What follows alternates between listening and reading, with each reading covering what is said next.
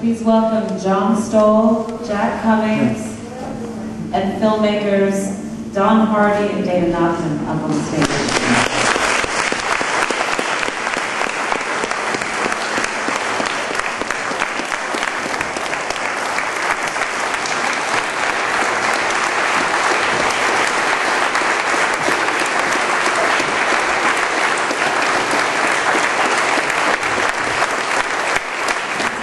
Filmmakers say a few words and introduce these two gentlemen. Thank you so much for coming.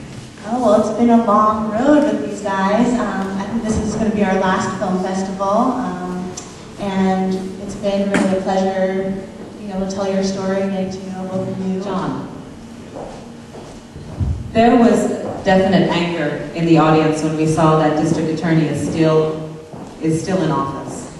I'm wondering if there's any retribution or perhaps revenge that you've considered taking on this. I'm sure a lot of people are wondering that as well, but I'm wondering what you've done about that personally.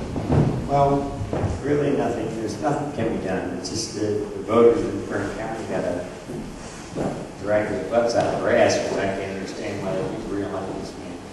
He's hurt so many lives and ruined so many children. And it's really hard for me to have any forgiveness for him at all. But the children, you gotta understand, guys, I'm not mad at the kids. They were kids. You know, it's just, the whole thing's just been a great ordeal for us. And it's harder for the children than it is for me. They've really had a bad time about it. And that makes me feel good. As far as jails goes, I'll pass on that.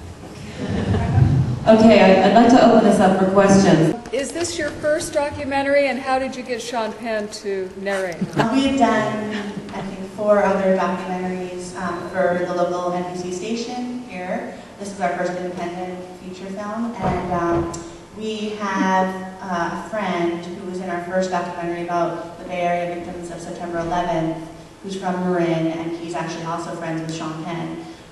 So, you know, one day when we were up meeting with him, he just said, "What are you guys working on?" We told him, and he said, "Oh, I think my friend Sean might be interested in that." And we were like, "Sean who?" And he's like, "Sean Penn." And we said, "Oh yeah, we're sure Sean Penn's going to be interested in that little documentary." And so it took about 2 years, and our friend Jack kept saying, "Don't worry, he's interested. I can tell by a twinkle in his eye." And we're like, "This is crazy." And we kept trying to, you know, write to agents and get other narrators, and kept getting rejected. But Jack always thought that Sean would do it, and then one day, just like Jack said it would happen, his assistant called and said, "Could you be up in Marin?" And we live, Don lives in San Jose, and I live on the peninsula. He said, "Could you be here in like 15 minutes? And we're like, "Not quite." So we're driving, we're stuck in traffic on 19th Avenue, he's watching the movie, and we're freaking out that Sean Penn's watching the movie. And when we got there, he's like, "I'm really sorry you came all this way, but whatever you want, I'm in. I'll help you." And so he did. Why did you make the film? And the other question is, John, have you reestablished a relationship with your son? Dana and I were journalists here in the Bay Area. We found out about John's story in the work of the Northern California Innocence Project, which is based at Santa Clara University. And we started covering John as his case was coming up and he stood a chance of getting out. We followed that through, and then the more we talked to John, the more we found out that he was kind of the tip of the iceberg. And he told us about some of the other people that were rounded up in these similar cases. So we dug into it, realized there was a lot there, and a story that hadn't been told, and we were kind of off and running. If you speak to yourself. No, I have not. Jed appeared at desk position this lately, and he doesn't really even talk about it, so I have to wait till all the lawsuits are over before I can do anything to speak of. But I promise you, when the lawsuits are over, I'm going to go knock on his door. And I don't know what's going to happen. What lawsuit? I need to know. I filed a $50 million lawsuit against Kern County.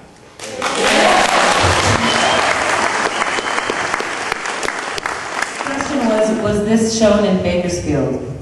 They have a Liberty Bell. I don't know why, but they have a Liberty Bell in Bakersfield. I don't know why that's there. And we all met there, and that's when I realized everything was cool, because for the signs. Jacob sucks, which is that sign especially. But it was really just, it was so amazing to see the people in Bakersfield really embrace us, and that was pretty neat, because that's where it started. And to go back there and tell Bakersfield, and we really didn't do this, and you guys were wrong. There were so many people that backed us. And that was very important.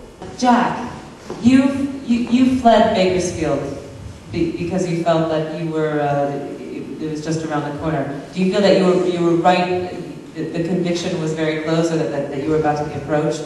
Yeah, because we were following it from my friend's arrest, and then my brother-in-law and his wife were being accused in police reports, at least by description, and we did some reports for the grand jury, and they were watching our house. I mean, you know, all these people were, you know, in jail already, and infants had been convicted, and it seemed pretty obvious when I started watching our house, and we had babies that, you know, kids that had been taken out of our house by CPS, and it was pretty obvious that they were going to arrest us next. At least we felt that way.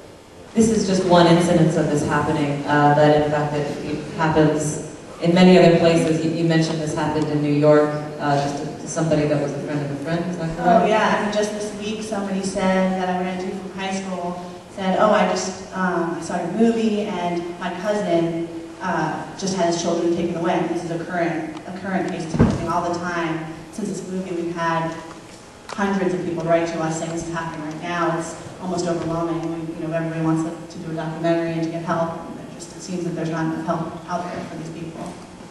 But as a father of a 3-year-old, this is sort of terrifying.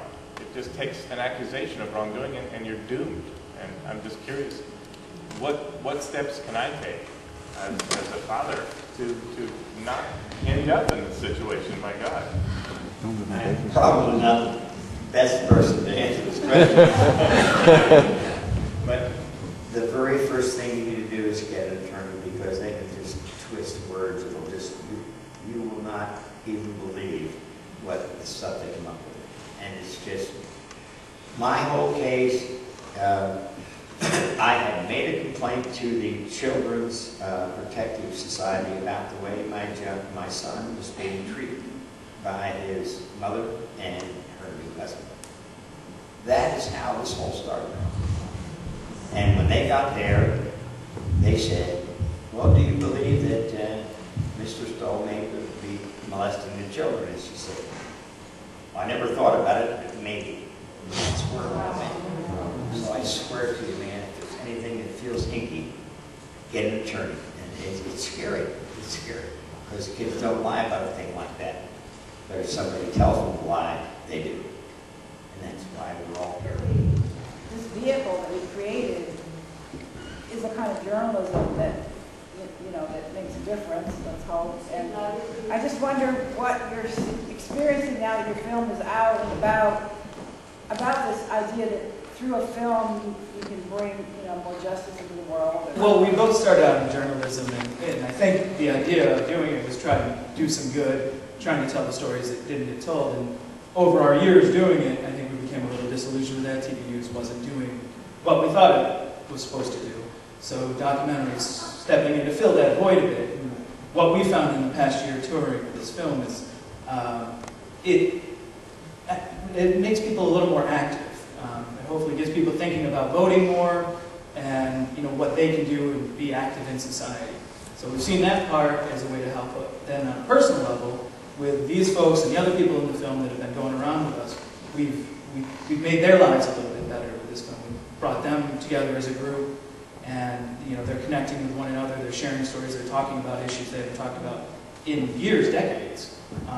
So that definitely makes us feel very proud, and we're going to try and keep doing it.